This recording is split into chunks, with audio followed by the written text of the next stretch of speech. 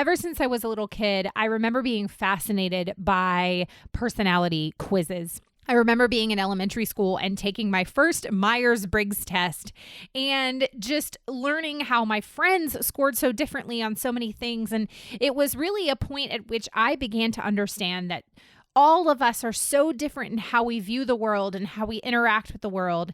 And so when a few years ago, I discovered this thing called the Enneagram, I don't know if you've heard of it or not, I just loved the way that this particular personality tool really helped to ignite a better understanding within myself of how I view the world and how my friends and family view the world. And well, today we're going to talk all about that because I've got the Enneagram guy on the show. Welcome to Business with Purpose. I'm your host, Molly Stillman of stillbeingmolly.com, and this show is all about bringing you the stories behind the brands, companies, and small businesses that are changing the world. Each week, I interview an entrepreneur, CEO, nonprofit director, community leader, or just an incredible person who is trying to make a positive impact, not only with their personal life, but also with their career. My goal is to show you that no matter what you do for a living, you can make an impact wherever you are. My guest this week is Morgan Cron, best-selling author, psychotherapist, Enneagram teacher, Episcopal priest, and the host of the popular podcast Typology. His books include the novel Chasing Francis, the spiritual memoir Jesus, My Father, the CIA, and Me, and The Road Back to You, an Enneagram Journey to Self-Discovery. Known for his transparency, humor, and depth of insight into the inner workings of the human heart and mind, Ian uses the Enneagram personality typing system as a tool to help leaders cultivate self-awareness and emotional wisdom. He is a sought-after speaker, thinker, and advisor to a growing roster of clients such as the Discovery Channel, Ramsey Solutions, Hyatt Company, Warner Brothers, among others. He and his wife, Anne, they have 3 kids, and they live in Nashville, Tennessee. I am so excited to have Ian on the show today. Honestly, I was so honored to have him. I am a huge Enneagram nerd and have followed his work for quite some time. So truly, it was so much fun and you're going to love this conversation. But before we get to my conversation with Ian, I have a question. Did you know that I have an ethical brand directory on my blog? That's actually what Chelsea used to start finding products for her boutique almost 4 years ago. Now, Emma's Uma carries over 50 internationally sourced brands and is the perfect one-stop shop for all of your gift-giving needs. And as a thank you to the Still Being Molly and Business with Purpose podcast community, she is offering 20% off with the code SHOPWITHMolly for the month of August. So head on over to shopwithmolly.com for all of the details. Also, I want to actually introduce you to a company that might not be a stranger to you if you've been listening to the podcast for a while. And it is a company that is going to help you more conveniently purchase with purpose, and that is simpleswitch.org. SimpleSwitch is an online marketplace for ethical and impactful shopping. They let you shop online for more than 3,000 products ranging from everyday essentials like toilet paper and hand sanitizer to special gifts like journals or jewelry. Every product has a positive environmental or social impact like planting trees or fighting human trafficking. SimpleSwitch is offering a discount exclusively for our listeners. So you can check out the marketplace on simpleswitch.org and get 20% off your first order with the code PURCHASEWITHPURPOSE at checkout. After 2 years of global impact, SimpleSwitch is raising money to grow the company and make ethical shopping our new normal. You can learn more about that campaign at igg.me/simple-switch. Okay, now without further ado, on to my conversation with Ian. Ian, I am so honored to have you on the show today. How are you today, sir? I am wonderful. Thanks. It's great to be on with you. Well, I have been a big fan of your work for quite some time, really ever since I discovered the Enneagram. And I know so many of my friends who are also big fans of the Enneagram and your work, including actually my husband a couple years ago read The Road Back to You and discovered that he is an 8-wing 8 and he is an 8 to the 8th degree. And then it was funny, as he was reading the section on the 2, he was like, "Oh yeah, okay, so you're a 2," and I was like, "Yep." So it's amazing how that book has been such a great tool in our marriage and our relationship. And you just have an incredible podcast, you have books and all these things. So I want you to give us the Ian 101. So tell us who you are, what you do, and how you got to where you are today. Wow. Okay. So first things first, I am 31 years married to a beautiful woman named Anne. We have 3 children, all adult children, one last one in college. And I'm also the dad of 2 of the most perfect dogs in the world, Percy and Pip. When people ask me what I do, I always say, well, I've kind of got a portfolio life. I'm a writer, I'm a speaker, I'm a trained psychotherapist, trained spiritual director, Episcopal priest, and a double award-winning songwriter. So it's people say, well, how do you know what to do when you get up in the morning? And podcaster. Oh yeah, I know, right? And I'm like, I don't know. Things just rise to I've got a good team and they sort of tell me what to do. But, I just had such a variety of interests. And I can remember a day when I was like, gosh, I feel like I must be vocationally confused, or I have some kind of ADHD when it comes to my professional life. And it dawned on me one day that everything that I did, all of those different streams, met up in the same pool of interest, which was helping people have a deeper conversation about who they are, who God is, why they're here, what does their suffering mean, what does their joy mean. So just helping people accompany me on the journey of asking and trying to answer ultimate, questions of ultimate importance. Yeah.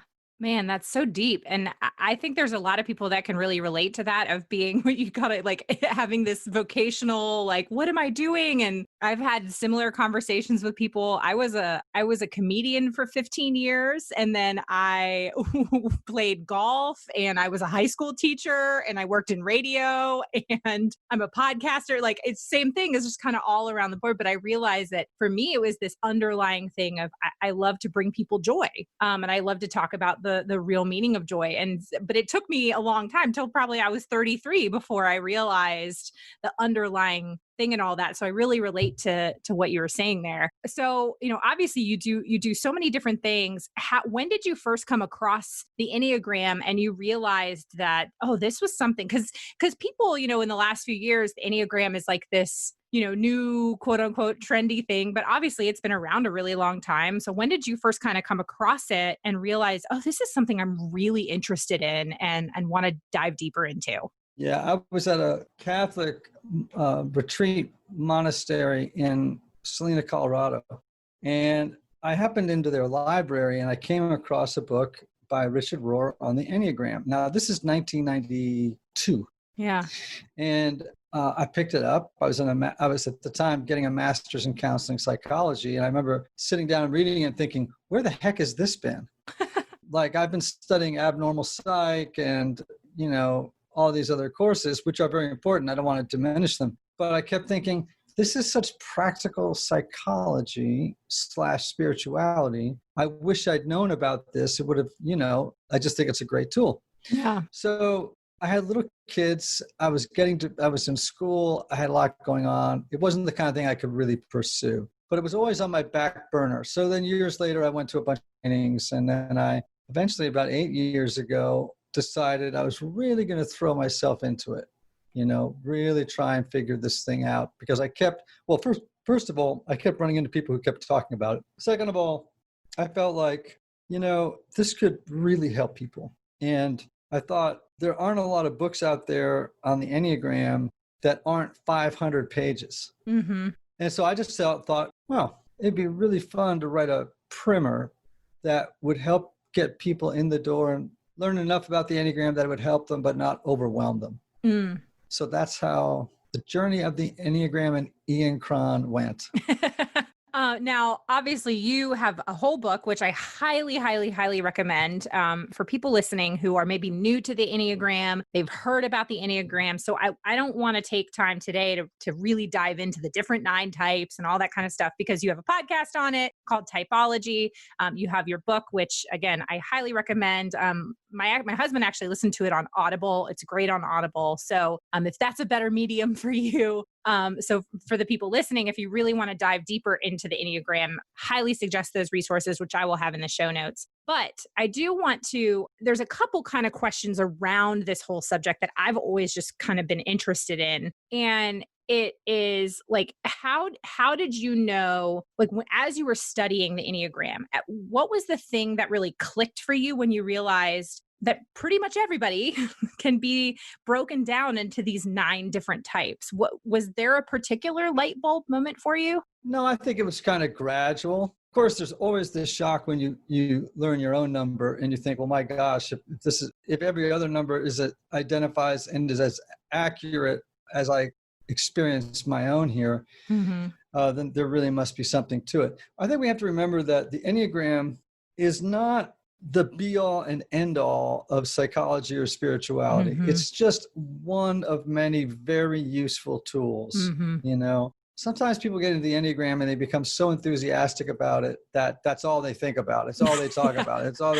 And I'm always like, there's a lot more to life than just the Enneagram. There's a whole lot of other sources of self-knowledge and self-awareness besides the Enneagram, though it happens to be a particularly useful system, right? And I think, it's important to remember that within each of those 9 types, there is an infinite variety of expressions of that type, right? No 2 8s look identical. No 2 2s look identical. I often use the color spectrum as a way of trying to help people see what I mean by that. We know that there's an infinite number of reds in the world, right? It's just a fact. There's infinite variety of shades, hues, contrasts of red. Right. So you could be rose colored, or you could be, some other color far away from it on the red spectrum. They would look nothing alike, but they would both be red. Right.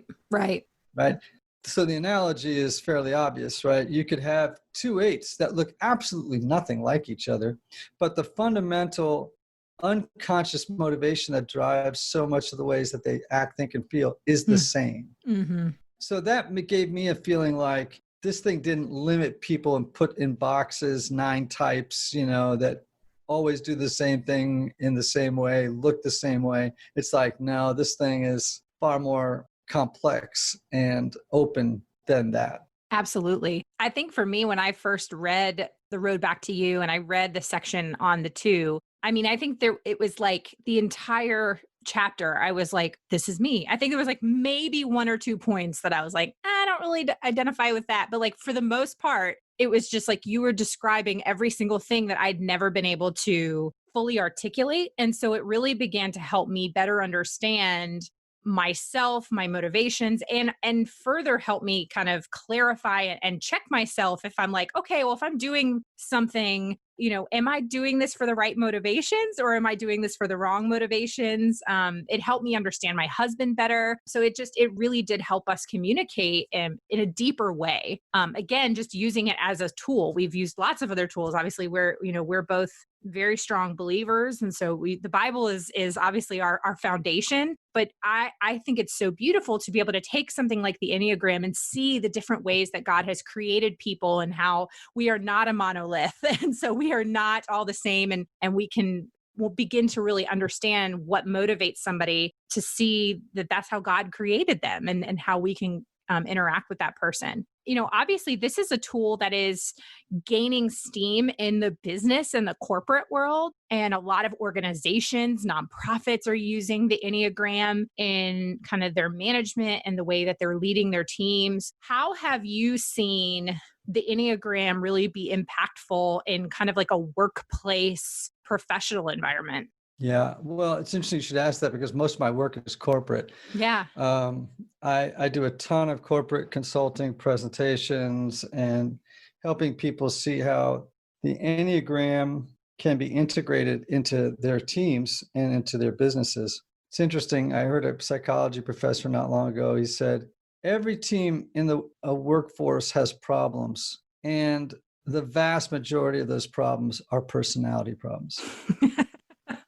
Yes. And I can just tell you, the higher you go up in an organization as a manager or something like that, you begin to realize I'm doing less business and more personality management. So if I go in and I work with a team and they all learn their types, I spend 8 hours, let's say, with them, and I go through the Enneagram.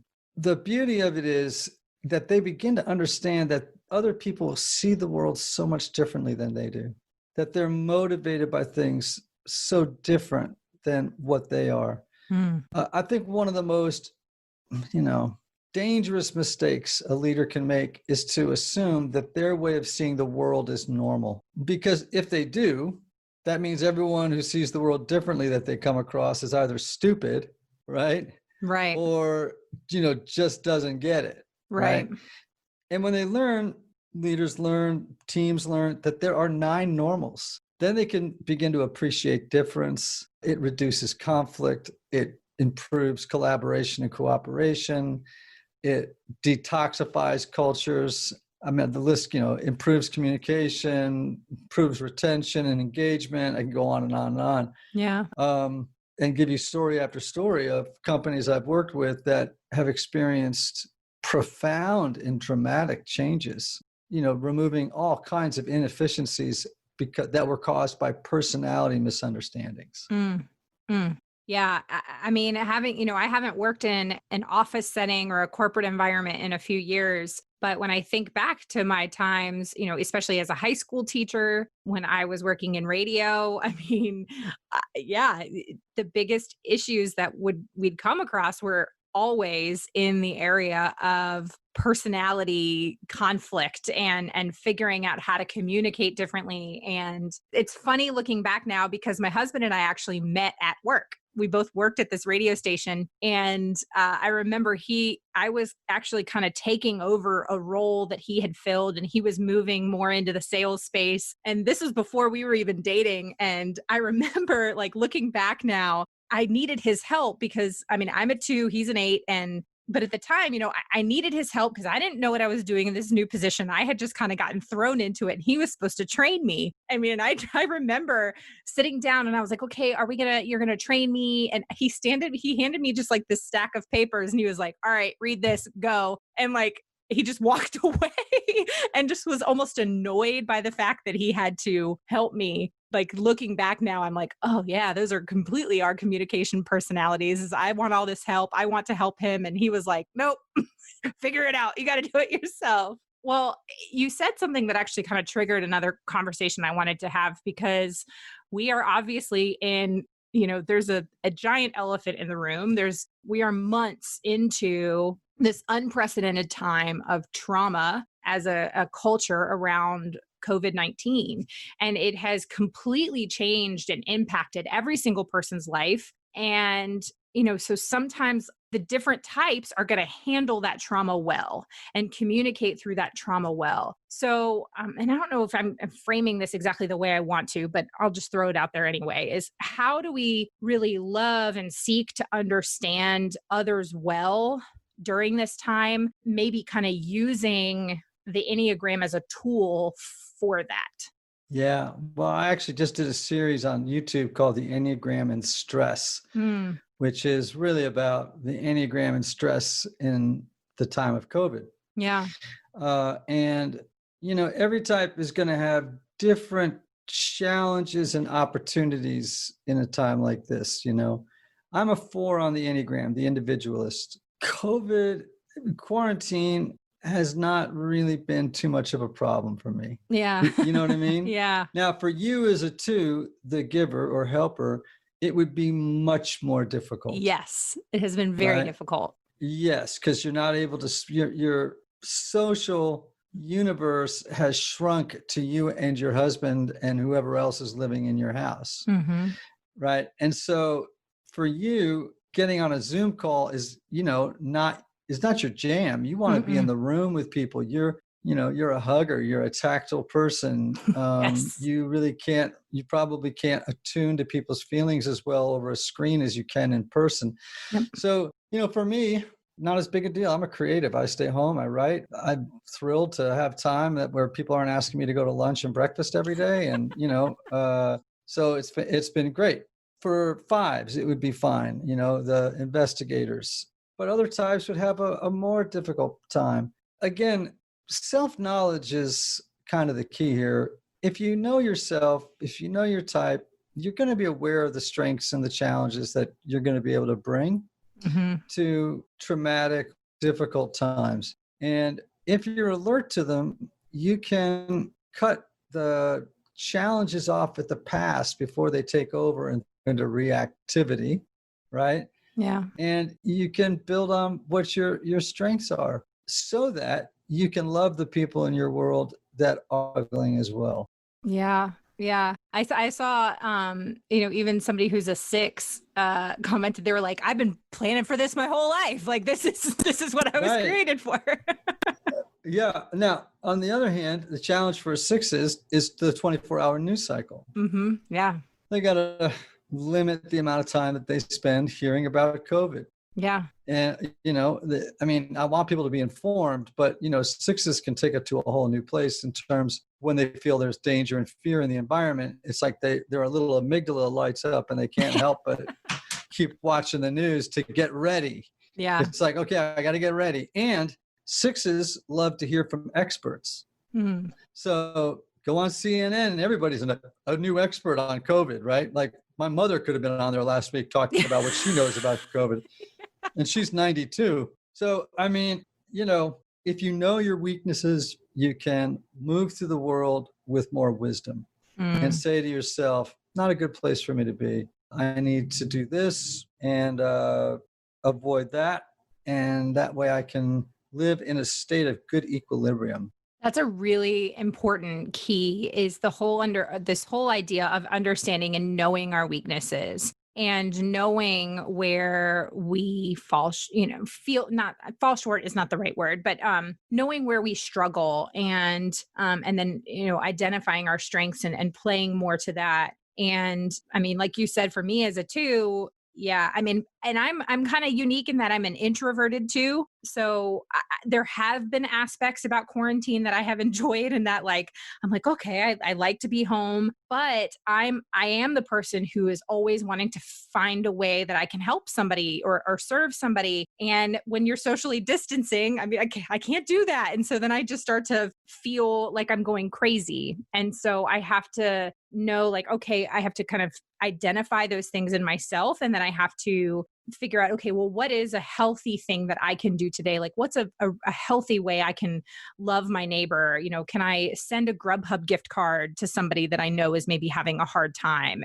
Something like that. For me, a big love language of mine during this time has been handwritten notes in the mail. I've gotten into the habit of sending postcards or just handwritten cards of encouragement to people, because that's a way that I can kind of tangibly love on somebody else. And that's been a big blessing for me, is when I get a card in return. So, but knowing our weaknesses and how we move through the world like that, I really love the way that you put that. And again, when we're in stress and when we're in the midst of trauma, sometimes we can judge the way that others respond to trauma, and we can even kind of judge ourselves. Have you found during this time, is there something that we can do to better understand and not be quick to judge how somebody else responds to the coronavirus versus, or even second guessing things that we say? I don't know. Does that make sense?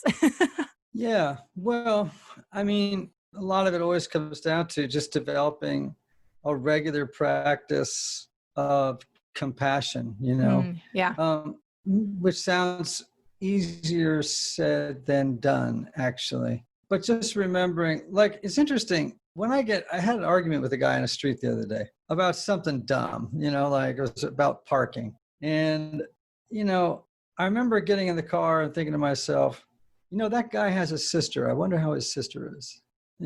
Guy's probably got a wife. I wonder what his wife, how she's doing. I have no, in other words, you you try to remember that the person that you're dealing with is as complex as you are, and that they're suffering too.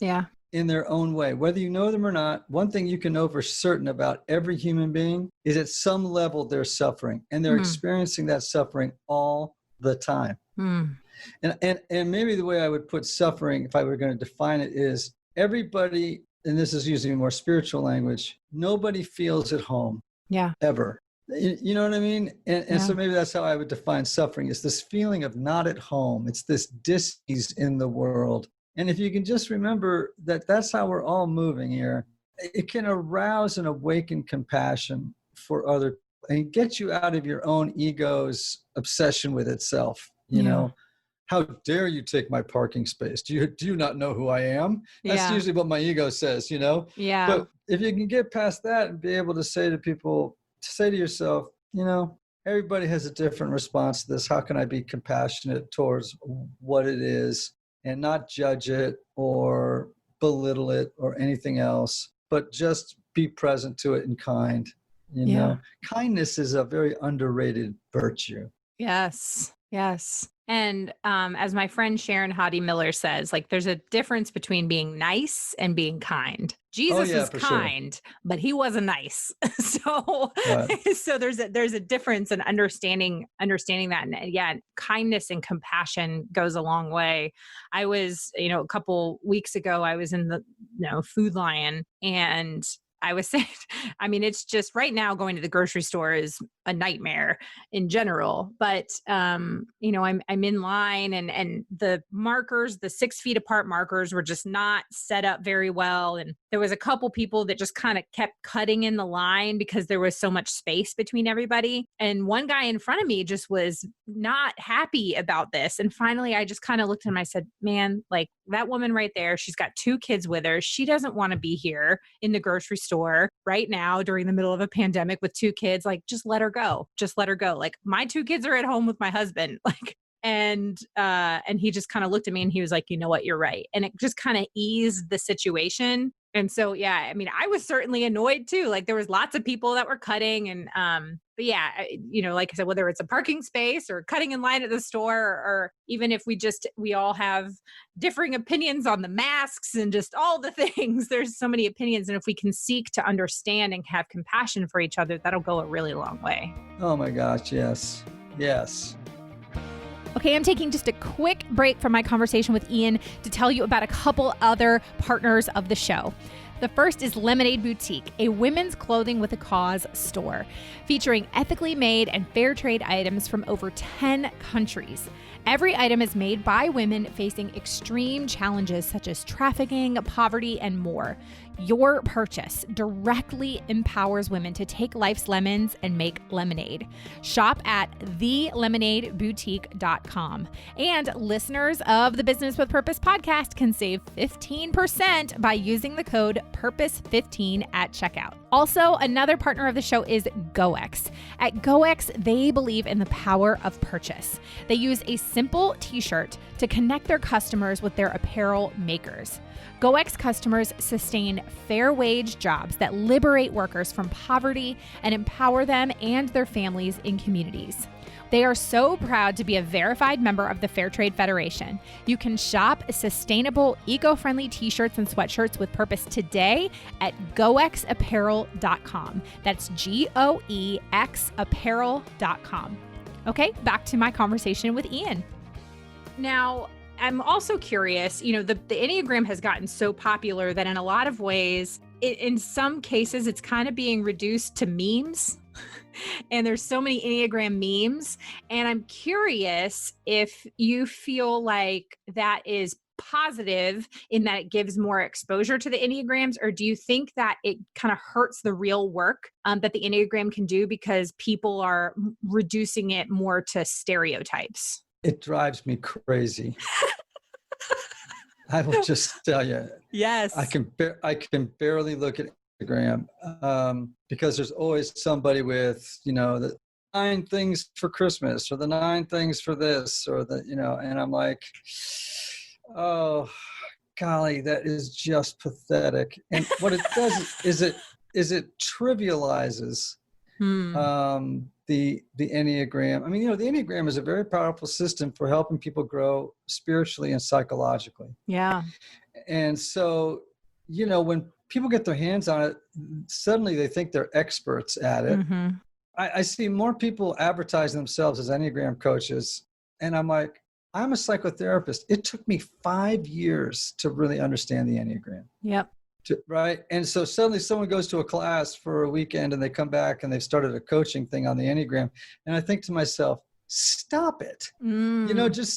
And the memes, and it makes it cutesy. And it's like, yeah, it drives me nuts. That's the best way I can say it. I find it insulting to the system, disrespectful to people who've studied it for many years and use it really, really well with people. And, but this is what happens when something like the Enneagram has its moment. Everybody's going to jump in and try and either make money from it or get attention from it. Yeah. Oh, that's a really good point. And I appreciate your honest input on that. Cause a friend of mine who is also really loves your work. She had kind of mentioned that, and we'd had a little bit of a conversation around that. I said, that's a really good question. I'm really interested as to what his thoughts are on that. The only thing, because I've kind of felt that same way too, where I feel like it kind of just reduces it to these stereotypes and trivializes it a little bit. Although I do have to tell you one story is I saw one of those kind of artists had created, it was like the office environments of the Enneagram types. And she'd kind of painted these pictures, and it was like the office environment of the two. And it was, there was like a print on the wall on her office, and it was like inspirational print. And the print on her painting said, work hard and be nice to people. And I literally have a work hard and be nice to people print on my wall right by my desk. So I was like, well, there might be some truth to that. It's just, that's the exact print I have. Yeah. So let's talk for a second, though, about the difference between a stereotype and a type, because they're not the same. Yeah. So a stereotype is a generalization about a whole group of people that, by virtue of its generality, is inaccurate, right? In other words, if you say you have a stereotype of, I'm trying to think of a group of people, well, some social subset, right? You have a stereotype about poor people, let's say. You know what I mean? Mm-hmm. That is insulting. It's right. It's as if you're saying there's no individuals in this. Right. It's all one lumped, generalization about every single person in that subset. Right. Typing doesn't do that. I mean, what typing does is, says in any subset, there is an infinite variety of expressions of those people. They're individuals, all having individual lives. So, when we talk about the Enneagram, at least when I do, I'm always trying to remind people that, they are unrepeatable, right? But there are parts of them that are like nobody else. There are parts of them that is like a particular group of people. Yeah. And there's a part of them that is like everybody else, So people stereotype with the Enneagram all the time. And I always have to kind of either bite my tongue or say, actually that's a stereotype, Like I'll tell you this about twos, for example. Twos I have met, there's a subtype of twos that are incredibly ambitious. They are you a social two? Do you know if you are? Well, I would say that I'm an ambitious too. So, but I it's interesting in that I am very introverted, but people think I'm an extrovert. I get mistaken for an extrovert all the time. Right. Well, some people think of every two is like a big Italian mother who's going to come and, like, come on, baby, come on, make some meat sauce, And it's like, I have met some intense, driven, ambitious, attention-getting twos. Yeah. Who, are in the workplace, watch out. I mean, they're coming, And so to say that I guess what I'm trying to say is that it's so much more nuanced than what you see on the internet. Right. You're just seeing they're caricatures. Right. Of types, but they're not the real deal. Well, I really appreciate you kind of explaining that distinction because I honestly had never thought about it that way before. So that was really kind of enlightening for me. And I know it will be for somebody else. Now, I'm curious too. I have quite a few amazing friends who are on the autism spectrum. And I'm curious, one of my friends was wondering, how does the Enneagram take into account non-neurotypical people, be it adults, teenagers, or even children who might be on the autism spectrum? Have you had any experience with that? Not much. As a therapist, that has not been my area of expertise. Yeah. I will say this just about mental health in general, Hmm. not autism per se, but the Enneagram is, as Helen Palmer once said to me, she said, it's for garden variety neurotics. So in other words, when you start to have mental health conditions that are life interrupting, causing significant problems, whether it's a personality disorder or a biological disorder, Enneagram just becomes less and less helpful because there's just too many other complications in the mix. I'm sure someone has written a PhD paper out there on the Enneagram and autism, but I haven't read Yeah. it yet. Yeah. So I just think that the Enneagram isn't designed to be a measure of personality with that level of science. Mm, Well, that's really interesting. Now, there's been some talk about, that, or there's been a lot of talk, obviously, about that. Our Enneagram numbers are pretty much assigned at birth to a certain extent. We don't change numbers. Now, I'm curious, at what age do you feel like it's appropriate to introduce children to the idea of the Enneagram, or do you think it's appropriate at all?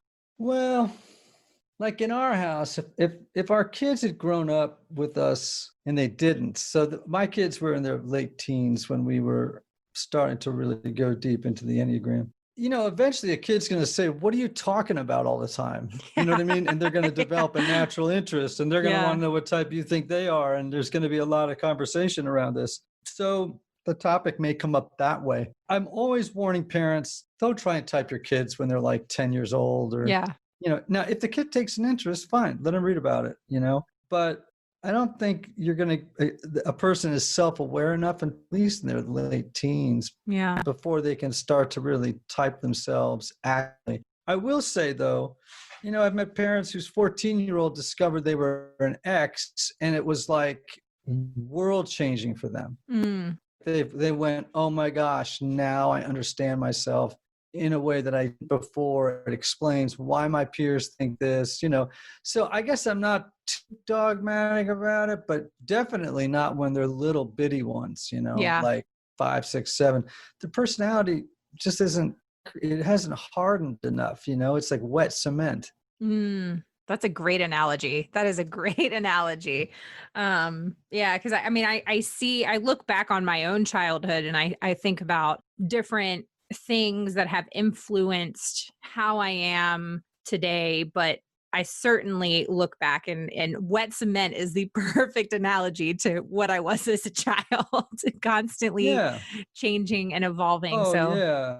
Oh, and think about what adolescents are like. oh, I mean, yeah. adolescents are trying on a new personality every 15 minutes. You know what I mean? Yes. So, but some kids, I don't want to make that a blanket statement because I have seen some kids really, really benefit. But I will tell you, lots of Enneagram teachers are adamant and would say it's dangerous to type a kid when they're little. That's a really interesting perspective. Yeah, because it might make them think one thing, and then as they grow older, and then all of a sudden they start to question it, or I don't know. Well, what would happen is the child would pick up on the parents' belief that, oh, my child's an 8, and then they start parenting to an 8. And so then the child who wants to please the parent will start acting like an 8, even if they're not one. Mm, And so now what you've done is you've set your child up to be somebody they're not. And then later in life, they're going to have to unsort that. mm, yeah.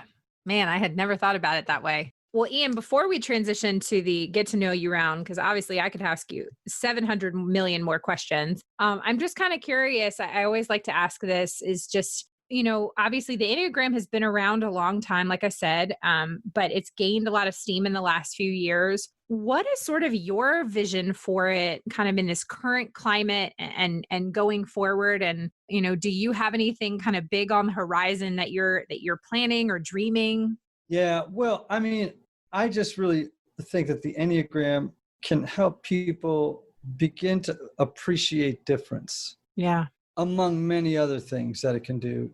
To give people self-knowledge, to help people see that other people don't see or experience the world the way that they do. It could reduce the us versus them mentality that seems to fly around. It can do so many positive things for marriages, for relationships between children and parents. I love anything that's helping bring reconciliation and hope and joy and understanding and compassion between people. Yeah. Right.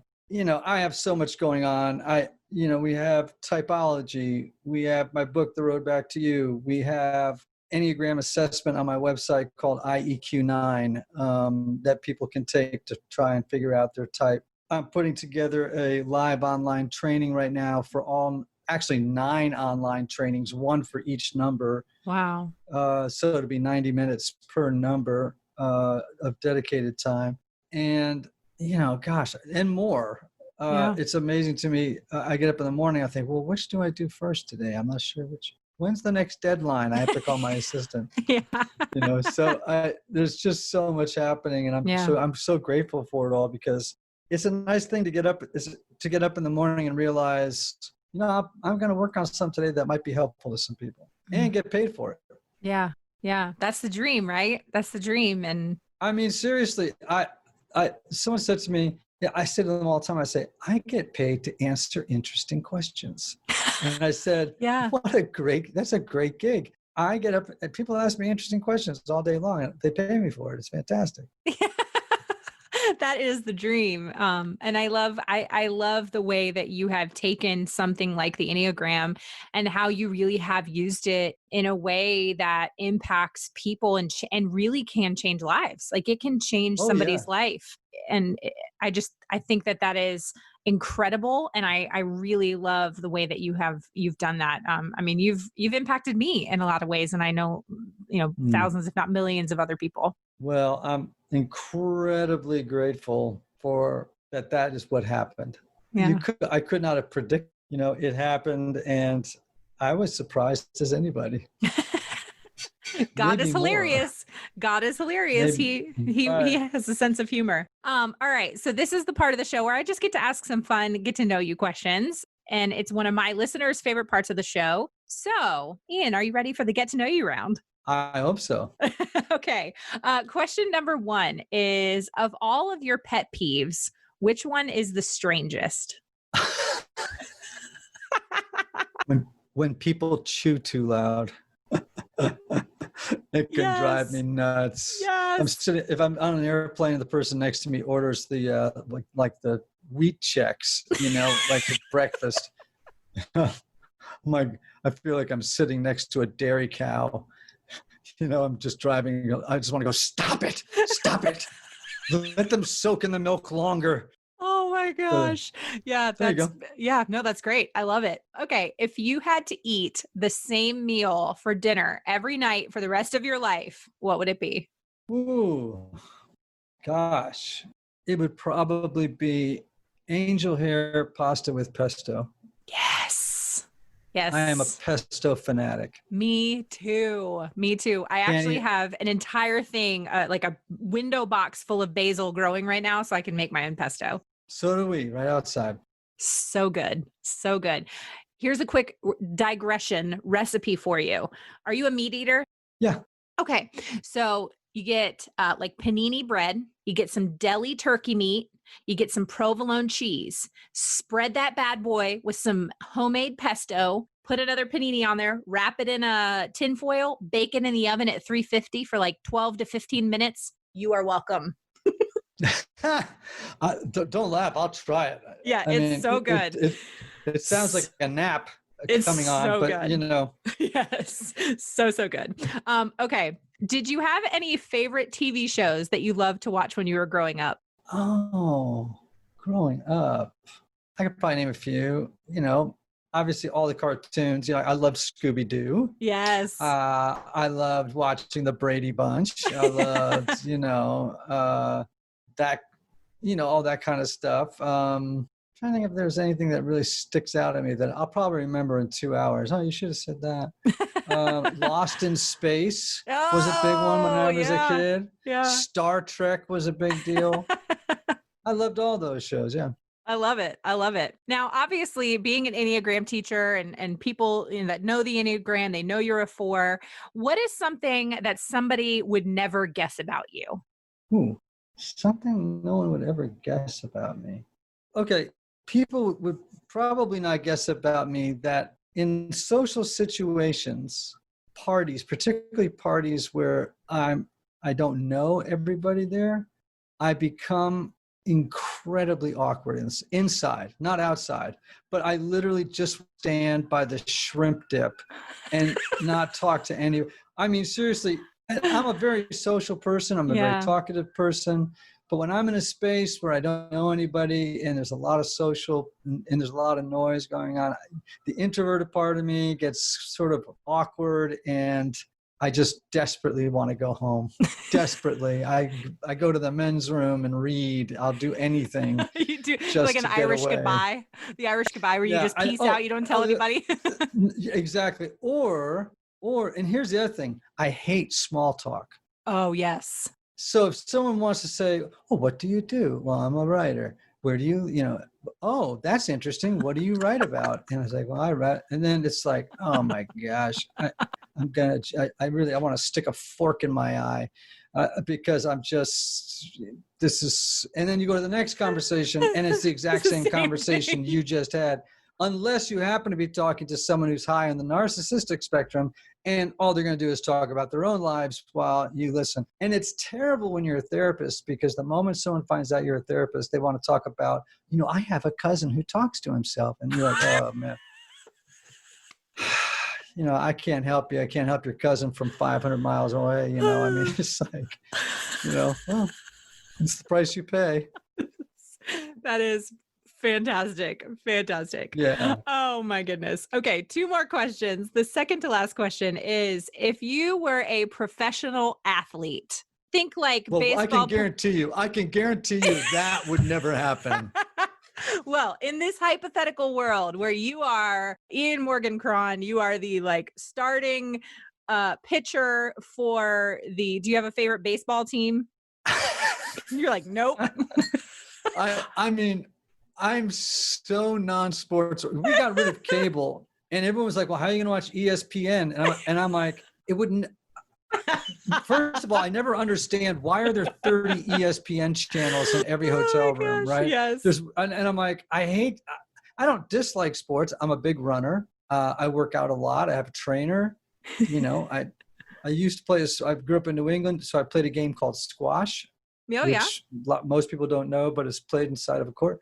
I was pretty good at it. But on the whole, like football, baseball, basketball, I don't even know the rules. But go ahead and ask your question. Well, in this hypothetical world, you don't need to know anything about the sport to answer this question. But I just wanted to make all that clear. I love it. It's fantastic.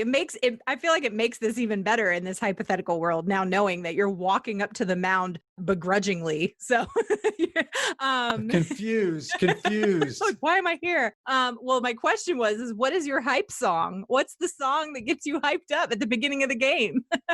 Oh, Hard Living by Chris Stapleton. I like it. I love me some Chris Stapleton. I love me some Chris Stapleton. So good. Totally. So good. Okay. Well, this is my last question. Ian, this is the question I ask all my guests. And that is, what does it mean to you to run a business with purpose? Well, it's funny because I'm also just learning that right now.